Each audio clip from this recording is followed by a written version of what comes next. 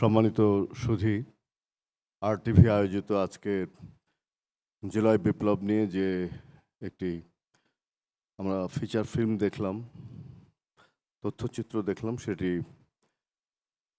দেখতে দেখতে আমরা বুঝছিলাম যে কিভাবে একটি রাষ্ট্রকে গণতন্ত্রের ছদ্মাবরণে মানুষের অধিকারকে বন্দী করা হয়েছিল এবং গণতন্ত্রের নামে কিভাবে ফ্যাসিস্ট হওয়া যায় তার একটা দৃষ্টান্ত গত সরকার তৈরি করেছিল। আমি আজকের যে প্রধান অতিথি রিজভী আহমেদ, দেখেছি যে তিনি খুব কাছ থেকে দেখার সুযোগ হয়েছিল যে কিভাবে তিনি দিনের পর দিন আন্দোলন এবং বিপ্লবে সাহসিকতার সঙ্গে এই ফ্যাসিস্টকে মোকাবেলা করছিলেন। কখনো ৩০ জন, কখনো ৫০ জন, কখনো ১০০ জন লোক নিয়ে তিনি মিছিল করছিলেন, হঠাৎ জটিকা মিছিল, কিন্তু পুলিশ তাকে তার পিছু কখনো ছাড়েনি। মানে একটা ভয়াবহ পরিস্থিতির ভেতর দিয়ে বিএনপি আন্দোলন করেছে। বিএনপির সাথে আরও অন্যান্য যে সমস্ত রাজনৈতিক দল আন্দোলন করেছে, কেউই ছাড় পায়নি। এই যে নুরু ভাই বসে আছে এখানে, আমাদের তরুণ একজন রাজনৈতিক নেতা, তার উপরে আমি দেখছিলাম যে জুলাই বিপ্লবের আগে কিভাবে তাকে নির্যাতন করা হচ্ছিল, এটা ভয়াবহ। আজকে যারা এখানে আছেন, আমাদের ইমরান সাহেব প্রিন্স ভাই, তিনিও সেই সময় সাহসের সঙ্গে গণমাধ্যমে কথা বলেছেন। মামলা প্রিন্স ভাইয়ের উপরে কতটা আছে আমি এখনো জানি না। রিজভী ভাইয়ের মানে ১৯০টা নাকি মামলা দেওয়া হয়েছিল। এখানে আছেন আমাদের সফু ভাই, মাহবুব, যারাই মানে আন্দোলন করেছে কেউ ছাড় পায়নি, এবং যারা সমর্থন করেছে গণতান্ত্রিক পদ্ধতিকে তারা কেউ ছাড় পায়নি। খুব অল্প সময়ের মধ্যে এই তথ্যচিত্রে সেই বিষয়গুলো কিন্তু উঠে এসেছে। আমি মনে করি যে এই জুলাই বিপ্লব নিয়ে আরও দীর্ঘ তথ্যচিত্র তৈরি করা যায়, করতে হবে ভবিষ্যতে।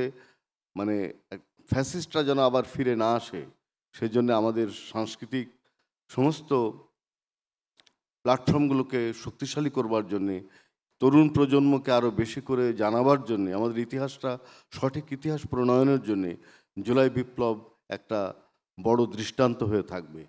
১৯৭১ সালের মুক্তিযুদ্ধের যে ইতিহাস, ৬৯-এর যে গণ অভ্যুত্থান, ৯০-এর স্বৈরাচার বিরোধী আন্দোলন এবং আমাদের এই জুলাই বিপ্লব, কোনোটি কিন্তু মানে জনগণের রক্ত ছাড়া সফল হয়নি, মানুষের রক্ত ছাড়া। কোনো বিপ্লবী, কোনো আন্দোলনই, কোনো অভ্যুত্থানই একদিনে হয় না। একটা হায়নার টমের উপরে বসে এদেশের জনগণ জীবনযাপন করেছে।